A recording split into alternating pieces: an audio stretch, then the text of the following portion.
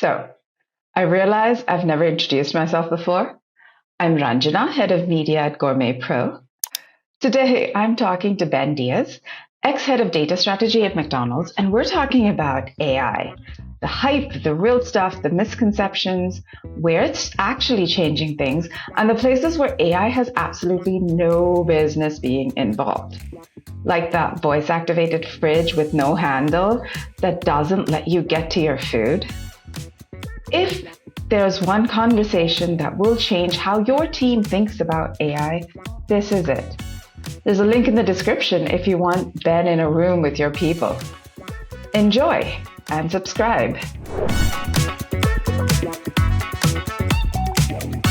I am the founder of Alpine Data Ventures, which is a data consultancy specializing in data strategy, data governance, data culture, and of course, AI. Not only consulting, but also implementing what we preach, which we call skin in the game. I've been previously working as the head of data strategy and governance at McDonald's for a couple of years. Before that, I was an officer in the army. That's quite the progression.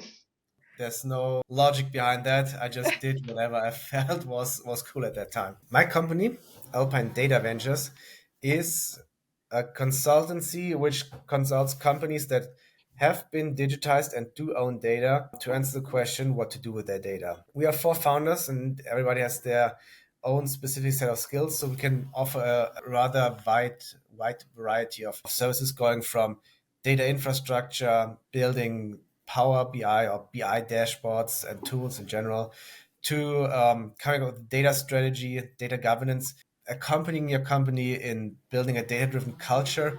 So the whole data palette, if you will. What we do differently is we don't just advise and then leave you with a handful of incredibly beautiful slides, but we also implement what we preach. So we build data warehouses, data lakes, we build AI models, use cases. We do workshops towards becoming data driven as a company, but also for using BI tools, for using your data warehouse for querying it, etc. What has been like one cliche when people talk about AI in the food industry that just like makes your blood boil? I think what makes my blood boil is usually when people get their AI knowledge solely of LinkedIn and just preach what they heard on that, and you try to reason with them and they're like, no, no, no, I follow this guy on LinkedIn and he's got like super many followers, so I think he's right. And you have to argue against that because people tend to be super resilient against arguments once they're read on LinkedIn. That's Ah, something that we encounter quite a bit, which also means that people have a very often want to do AI, but the understanding what needs to happen before you can do AI mm. is a little limited, and in the same issue, they want to throw AI at everything. It's like we discussed earlier. Do you need to tell Alexa to turn your light on, or do you just push a button on the wall? Meaning that AI is cool. It can do a lot of things, but it should not be your first choice. Often it's just a very simple automation of a procedure, Mm. like an if-else statements. If this, then that, and you're done. You don't need to throw AI at that. So I guess what I'm saying is we tend to overestimate when to use AI and start to overlook the very simple and especially quick and cheap solutions when they are readily available. I came across this beverage brand that had like this very wild claim on it saying, this range was created by AI. So after a little bit of poking and prodding, I was like, what does that mean? What do you mean by it was created by AI? Did it just throw out a bunch of random flavors for you guys? Did it create the thing? Like, did it give you the formulation? And it just turned out that their packaging design was AI generated. Hmm. So like, yeah, okay, that is about the level at which the food industry is at right now when it comes to AI. I think it's the modern version of vegan. I don't know if it's in Asia, but in Germany there were a lot of companies just putting that vegan sticker on their products. It's like on a bottle of water. Okay, I didn't know I was drinking non-vegan water before, um, and stuff like that. And now people are just putting AI on everything. Um, yeah, as you said, it doesn't always make sense, but it sounds incredibly good. What exactly are we talking about when we talk about AI? That's a good question because AI is very versatile and has a lot of different aspects. So talking about AI is a little bit, it depends on the context. When people talk about AI, in my experience, they usually talk about GenAI. So ChatGPT Hmm. is a synonym for AI for a lot of people. While it has its uses, there's obviously a lot of other different applications for AI, which are overlooked then. There's so much AI going on in everyday's life, we don't even know. It goes beyond or above for Gen AI. It's like image recognition that you unlock your phone with your face, for example, or anything in the production area. I think the classic example is predictive maintenance. You read your machine's data, you try to see patterns where something is off and try to predict, okay, we need to change part ABC in due time so the machine doesn't break or go up in flames or whatever machines do. Again, predictive maintenance is the showcase for this kind of AI. And what we see, people know very well about a few of those cases because they are in the media, on LinkedIn, of course. At some way, you're just repeating what you read somebody else say, and coming up with really cool and unique and for your business necessary AI use cases is something that takes a little bit of brain work, of course. It's always specific to the business, to your problems. I mean, you Uh-huh. should start with a prop to your strategy because AI strategy is based on data strategy, basically, which is based on business strategy. So there's not the one use case. I mean, you can do the low hanging fruits and do predictive maintenance, but there's so much you can do. To be able to do that, you need to have at least a solid understanding of what AI is and what it can do. You can use data to come up with new business models, for example. Also, the prime example, I'm using the prime examples because they are everywhere and everybody can look them up. So to know I'm not making this up, is Caterpillar, the company that builds excavators and stuff. Hmm. Uh, they were start gathering data from the vehicles they were selling, like how often they were used, etc., and build a data platform around that. So the owners of the excavators could pay a subscription model for this data platform to see, okay, how well are you using your machines? How long are they standing around? How often do they break, etc. So which is all using AI as well to get these insights. And this is just a very good example of how you can use data if you are willing to go beyond the showcases you see on the internet. How are we not using AI more efficiently within FMCG? I have two points on that. So the first is, and that's only from my experience from FMCG companies I know, it's an industry that's just starting to get used to working with data. There's industries like banking or insurance that have been on top of that for years, and FMCG is just starting to understand the value it can offer. Therefore, building foundations, getting in first use cases, and that's only for a few companies. A lot of them just say, okay, Excel works for me because we are producing, and producing doesn't have anything to do with AI. Heard that more than once. But companies are getting there. They are slowly starting to understand and doing all the steps we discussed earlier. And the second part is there's of course always this issue of flavor and mouth feeling, etc. That's very hard or impossible for an AI to understand. Can probably give you a very cool combination. Says this theoretically would work with that, but in the end, it has to taste good. And if it tastes terrible, then there's not much you can do about it. It's a valid point. Having product development it can give you a lot of ideas, but it doesn't necessarily mean they are good. Thanks for watching this video. If you like what Ben brings to the table, why don't you join his 4-hour workshop? Check out the link for more details, and you'll know this isn't just another genetic AI course. It's AI for FMCG. And don't forget to subscribe. Every third headline I see within the food industry is trade press is about how companies are like saying, "Oh my God, we're doing so much with AI." But nobody really goes into detail. It's always very surface level that says, "Oh yeah, we're trying to find new ingredients for or new flavors or emerging flavors using AI." But that doesn't make sense. How are you doing that? Do you have a database of already existing something that you're tracking so you can see if there's an uptick in something else? Or are you just using ChatGPT and asking questions and just relying on that data? And like you said, there are different use cases. Like companies can potentially use it for finding new flavors or coming up with new interesting formulations, but they can also use it in the manufacturing side of things, which perhaps, like the predictive maintenance, it could be more of an automation Yeah. situation. So, which seems more practical?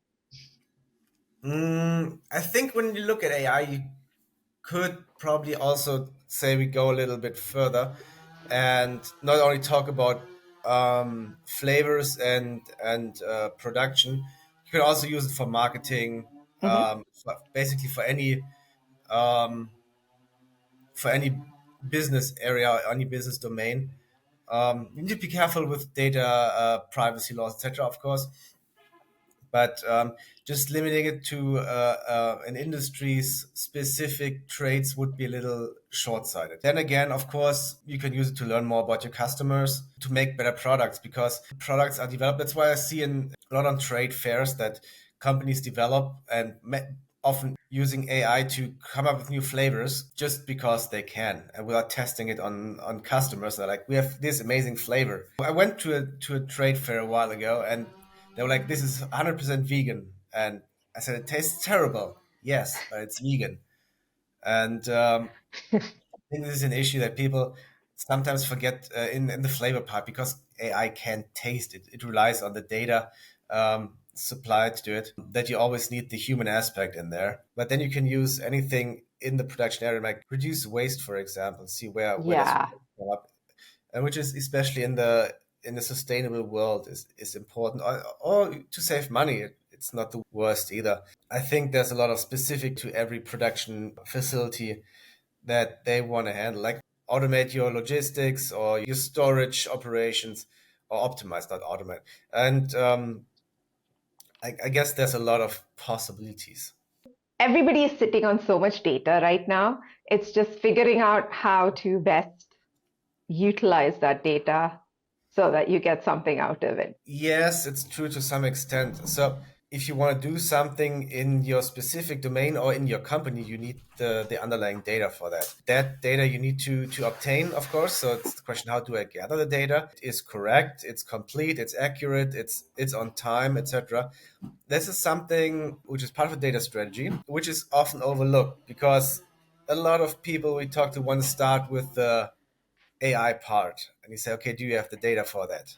We do have data. Is it maintained? Well, that's an issue, and you can always gather data, which by tracking transactions or by using IoT devices, for example. But you can also buy data if it's not specific Hmm. to your company, like demographic data, etc.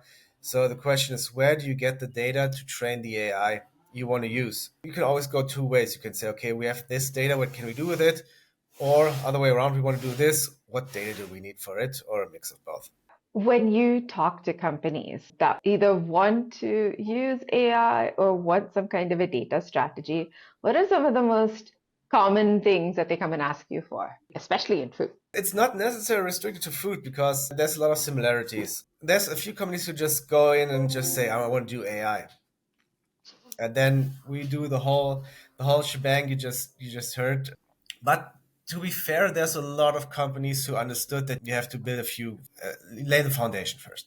Hmm. And what is very, very high in demand is currently to build BI landscape, self-service BI or business intelligence, which means people want to use their data and also make it more accessible to their staff. So it's not only a report read by the board, but Yeah. it's also a dashboard in Tableau or Power BI is very popular, where people can look at data and filter to their specific needs, etc., which is also a good way to build a data driven culture where decisions are built on data. And I mentioned this so much because data and AI go hand in hand, and you can't have AI without data, which is the foundation. And as I said, it's more or less the cherry on top in some way.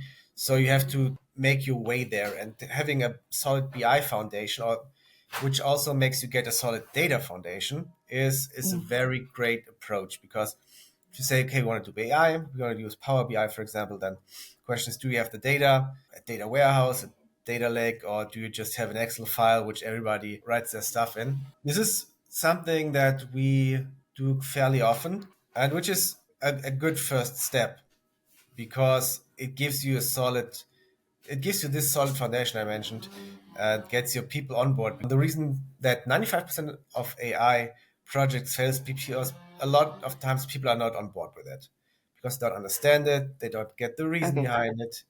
And if you have a strong data foundation, this is at least it's reduced. I don't say it's zero, but it's significantly less. What do you mean when you say data foundation? Because everybody realizes that they're sitting on data because everything is data.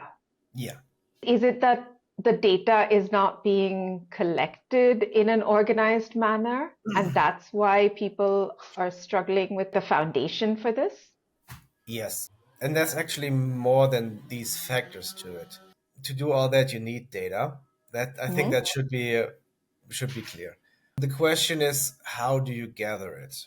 How do you store it? How do you access it? How do you make sure it's good data? Because let's say, for example, anything entered by a human is always very susceptible to errors. When I fill out something, I don't really give out information. I always say a different name or I live in France or whatever. So that data is wrong by default. Back to foundation, you need to make sure that you have processes to prevent wrong data from being entered. I don't mean necessarily a wrong name. I mean, if they say, what's your income? And you write, I don't know, Teletubby. Usually not possible, but just an example. If you have that data, make sure it's correct, it's well maintained, it's up to date, so you don't get updates like every 6 months, and it's in a accessible place not only for your staff but also for your BI tools. So I mean, you can always have a huge Excel file and put it to Power BI, but then the question is, how do you get new data in there? How do you make sure the new data is correct and that not two people understand data differently? One says, okay, what's a digital transaction? The other one says anything via the app. The other one says anything via the app and the web shop, like that. This sounds very, it totally makes sense, but the bigger your organization gets, the more complicated or complex it gets because you've got a lot of tools creating data. Every department does its own thing. There's a lot of silos. You might be collecting data twice or thrice, all that stuff. So it gets very confusing very fast, and therefore you need to make sure that this not only you have a strategy to maintain or that data, but also to make sure people know how to use it. Are there, can you give me an example of like a really messy situation when it came to data? One time we talked to somebody and we asked, "Do you have a data warehouse or something where you store your data?" And they were like, "No, there's an Excel file. It's pretty big, and usually when you add something, you have to write an email to the whole company saying, 'Is there anybody who has the most recent file version?'" And then they get it, they update it, and they are now the owner of the most recent file version. Um, yeah, that was that was pretty Fun interesting. times. I mean, you can't blame people.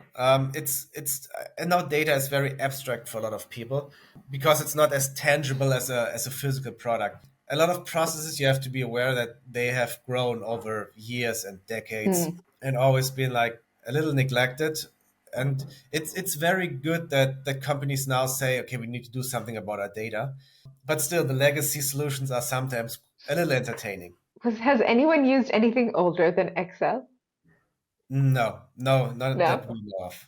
I mean, Excel has been around for quite a while. Yeah, that's true. I mean, there's still a lot of stuff on paper. I mean, this is Germany, and we still worship the fax machine. So, but Jeez.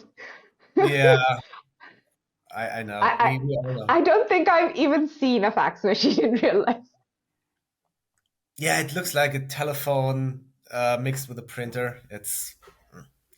Yeah. It's one of the digitalization jokes here that our authorities are still using the fax machine, which is true. But we're getting rid of them one by one. I mean, you do have a lot of stuff happening on paper still. This is not necessarily a bad thing, but it's old processes where people are standing in the production facility and writing down machine data, output data, etc. Which I mean is possible, but a lot of them say, okay, we want to do digitize this one as well, like on tablets or automate where you can. There's quite a lot of change happening in a lot of companies, which is cool. Yeah, a lot of them are trying to get rid of those old-fashioned ways of working and get into data-driven working, and there's a lot of potential in there. People expect this entire process of shifting or starting to use AI. For lack of a better word, we're just going to call it AI. Yeah.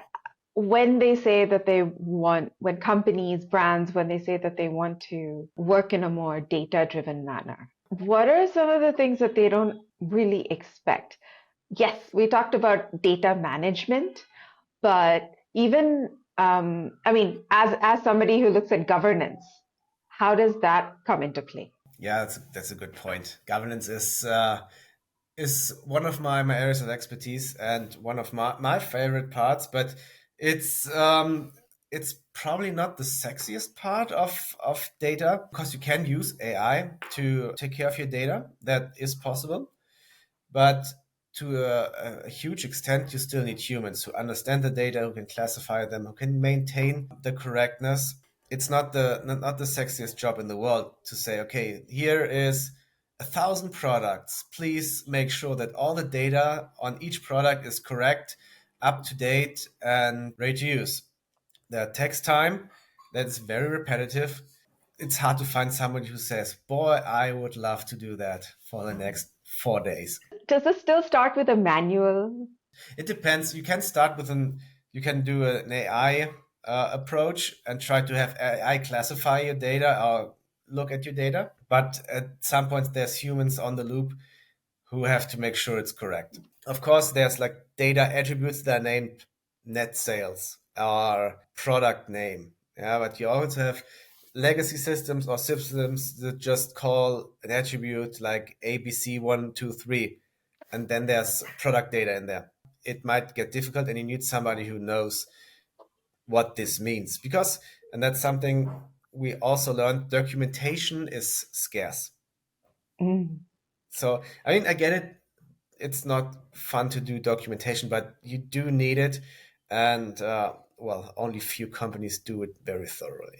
Tell me about like times when people are sitting on a lot of data. They do have everything, but they just aren't able to make the best use of it. Usually, what we hear a lot is like, we're too busy to do something with our data. They know they could be more efficient if they use the data, but they don't have time to do those changes, which is a little bizarre Mm. because you could do it, but you don't have the time to implement it. Then there's of course a skill issue because to work with data, you need to know you have somebody who knows how to build BI tools or BI dashboards, who knows how to query data from database, be it in SQL or whichever you like. And the more you go towards AI, the more specialized the knowledge gets, and the fewer people are there you can rely on because that's a rare, a rather new branch. Plus, skill set it's high in demand. It's hard to get a hold of them. That's Those are cases where you really have issues getting your data off the ground. Are you seeing more FMCG companies actually now spending time and money doing all of this, like setting up data lakes, data warehouses, organizing the data, and making it easier to query from these databases. I do, or we do. We Yeah. do see that. And what is especially cool is that a lot of companies also say, okay, we need to get our data into line, Mm. because it's here, there's something, and they don't work well together because they're two different systems.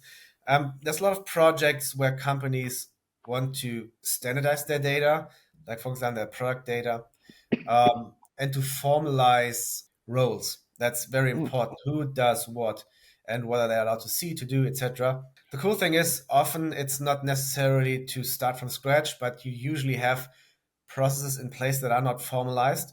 It's called non-invasive data governance.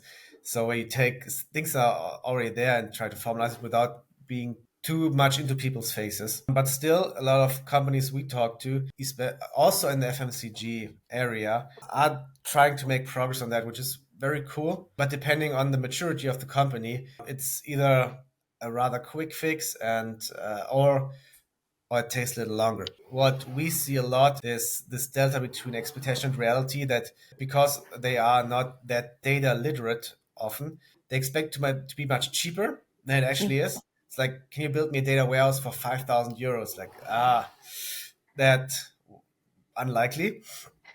Or they think it's done in a day or two, which probably relates to the price again.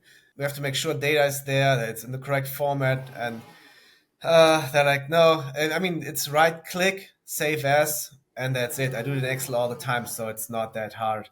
I heard that one a while ago. So there's a significant delta between expectation and reality as well. Who who's benefiting the most right now of from using AI? So of course, production is very sorry, benefiting a lot, because what they have is they own their data to some extent. They know the products, they know how much they sell of it, and if it's well maintained, you can do a lot of cool use cases, like these products sell the best, these don't. So are there any overlaps or any connections to what flavor combination is extremely popular? If I go a little bit beyond that, like for example, supermarkets, Uh-huh. they can do a lot of interesting analysis as well. Of course, they have different data. They do know about the products, but not in detail as the producers. But they know what people are buying, when they are buying, what combinations of items they are buying, how long they spend in the store usually. So they have a lot of consumer insights, and of course, always in accordance with data protection laws. I have to mention that, not that anybody thinks I don't care for those. But they do know a lot of their baskets, what people are buying, how they behave in their store, or when they are buying, what they are paying with. So to design your store accordingly, or to place products at certain points, or take products out of your assortment. That's what I find sometimes very frustrating about this whole AI conversation, because these are not necessarily new use cases, or it just sounds like hype when companies start to talk about how much they're using AI. It does, and it's coming back to that vegan flag I mentioned before. Just putting AI to everything, I think it's lost its appeal to some point. In Germany, companies stopped using the vegan sticker because a lot of people considered it a bad thing, because Mhm. they made the experience, just because something is vegan, it's not necessarily good at all, and therefore a lot of people try to avoid the vegan stickers or products with it. With AI, I see a similar danger, that people just because it says AI, they're like, "Oh, no, AI is much more than ChatGPT." And what I mentioned and what you mentioned, like analyzing a million transactions at a supermarket and try to find clusters of customers, Mm. like the ones who buy, I don't know, meat, and the ones who buy soap, whatever. That's also AI. It's clustering, and that's AI or machine learning, which is part of AI. Still applies. Yes, it's not all ChatGPT. It goes way beyond that. We used to be able to do this as samples, as small samples, and Hmm. now we can just, if we have the computational power to do not 3,000, but 30 million. And Yeah. so we get just better insights, information. That's a more practical use in the background for companies. Does it actually impact a consumer's life? Yes. For example, almost all of the bigger store chains have apps now, Hmm. and they see what you do, what you like, and they might give you a coupon or an incentive to buy certain items. Because they know of your behavior, so they can either say, okay, you buy soap once a week, here's a coupon, so you might buy it twice a week. Or you can say, okay, people that have a similar shopping behavior as you usually buy Nutella, for example, Mm-hmm. but you don't. So here's a coupon for Nutella. Why don't you try it out? Along So with then, the soap. yes. And the more data you have, the more insights of course, you have. Yeah. A lot of people who shop similarly to you. Maybe you are one outlier who doesn't buy a certain product, but they say, okay, there's a million people like you, and you're the only one not buying Nutella, so try it out. It's important to ask the real questions because data doesn't just spit out answers. Like, what can you tell me about this 800 terabyte of data? You have to ask the right questions or to know what you could get out of that. This is how it could impact a consumer's life by tailored offers, for example. Product development could be inspired by insights as well. Like back at McDonald's, we saw that a lot of people buy ice cream and fries together because apparently it's cool to dip your fries in ice cream. Yeah. It sounds super disgusting, but it's actually pretty good. It's like you Really, can really. spot new trends from that data. Like these products are bought together, and market research said, okay, especially teenagers are doing that, and we shuddered, but we tried it. It's actually pretty nice. So does that mean that then McDonald's started offering like combos with fries and or a special deal for fries and ice cream? Not that I know of. I think they position it differently. I'm not sure anymore, but it's been years ago. But something came of it. Mm. Is there some space where you're seeing that the uses for AI is far greater than in some of the other segments in which it's getting used? Especially translating AI into the physical world has a lot of potential because, as you mentioned, robots are very cool. Of course, we all love robots, and they're getting better. And there's more and more robots. I think they're called cobots, which means they can work alongside humans without harming them. So you don't have to be worried that you're like, frying fries and somebody chops your head off because it's badly trained.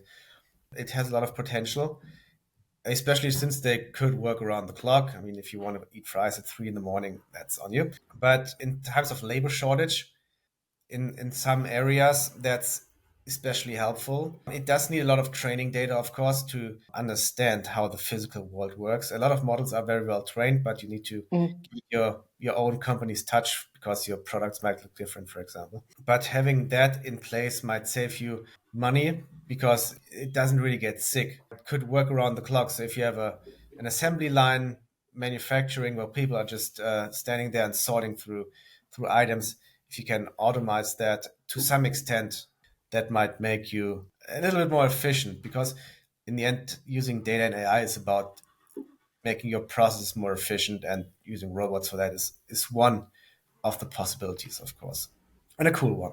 Yes, definitely. What about food waste? How do you incorporate AI into that? For example, you could use to do better planning. If at the moment you have a person estimating how much product should I make, and they're basing it on experience. But if you use AI and you consider facts like, okay, weather in the areas where you want to sell, especially events like Christmas might increase demand in ducks, for example. All that factors, and you factor them in, you might get a much better prediction. So, Ben, I really want to know about how people are fucking up with AI. There's a lot of possibilities. Um, and I think the best way to do that is to be impatient and expect results within a day or two, or have no feeling for timeline. A few years back, I talked to somebody and they said, "Okay, we want to do image recognition." It's like, "Okay, we can do that. We need data. We need to collect a lot of data for that." "Okay, how long does it take?" 6 months." "No, that's too long. I won't do it then." And half a year later, he asked, "Can we do that?" I said, "Yes." Same answer. Takes half a year. "Nah, I don't want to do that then."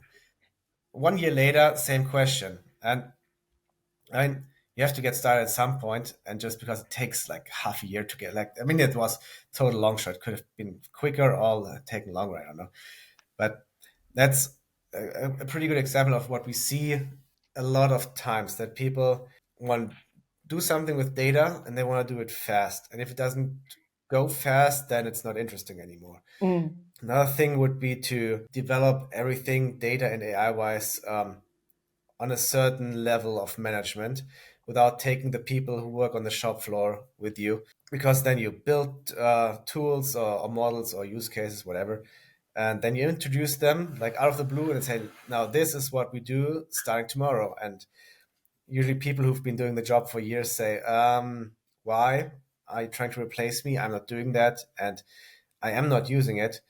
And you see a lot of projects fail because people just don't accept it and won't use it. And if they use it because they are forced to, they use it wrong or like unmotivated.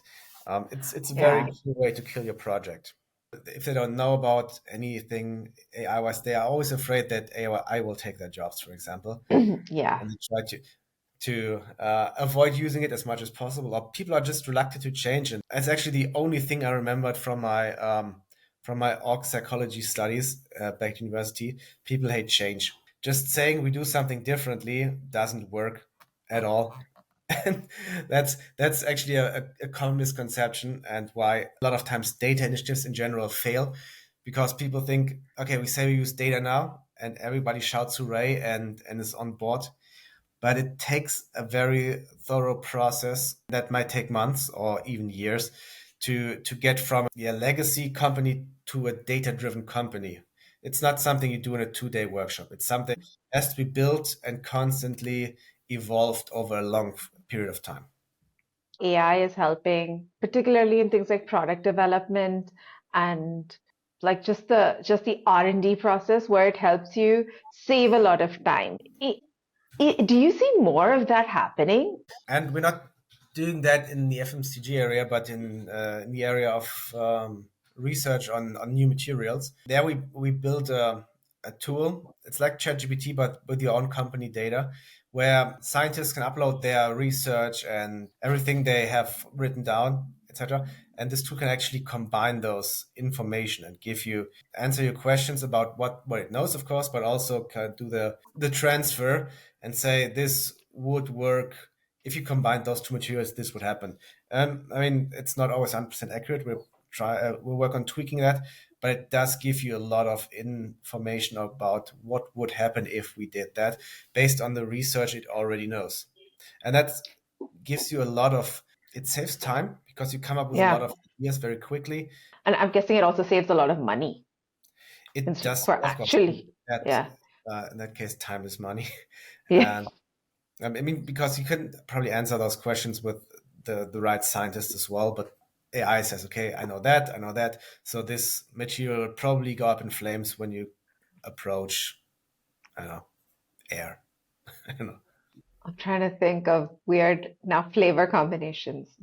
Yogurt and ketchup. Yeah, that's terrible. Yeah.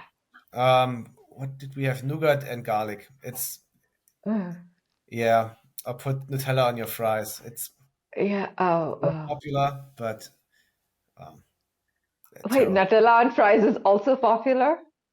No, I just made that up.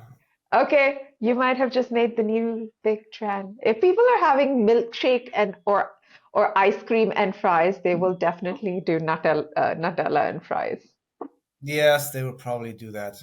Yeah, I think I deserve a little commission on that. Yes, On that great yes, idea. yes. There we go. And I think a lot of companies are starting to ask the right questions. I think what's important is that companies and decision makers need to understand the time and effort behind each of these initiatives. Like on LinkedIn, everybody says, "Yeah, it took me a day or so." Sounds better than to say I broke down crying 20 times in the last month, but it worked somehow. I think a solid expectation management would go a long way, Mm, and also understanding of what needs to happen for AI or data project in general to be successful. And it's not only expectations; it's also what needs to happen and what foundations do I need. Because just because I have data doesn't mean it's correct. And I heard one of my favorite quotes is when somebody said, "It's better to have wrong data than no data," which I think it's funny because they had been working on wrong data, and we said, "Okay, you have to stop because it's wrong." And they said, "Like it's better to have wrong than no data." But those things would go a long way, and of course the patience they need because um, you don't build AI from the ground up in a week. Thanks for watching this video. If you like what Ben brings to the table, why don't you join his 4-hour workshop? Check out the link for more details, and you'll know this isn't just another generic AI course. It's AI for FMCG. And don't forget to subscribe.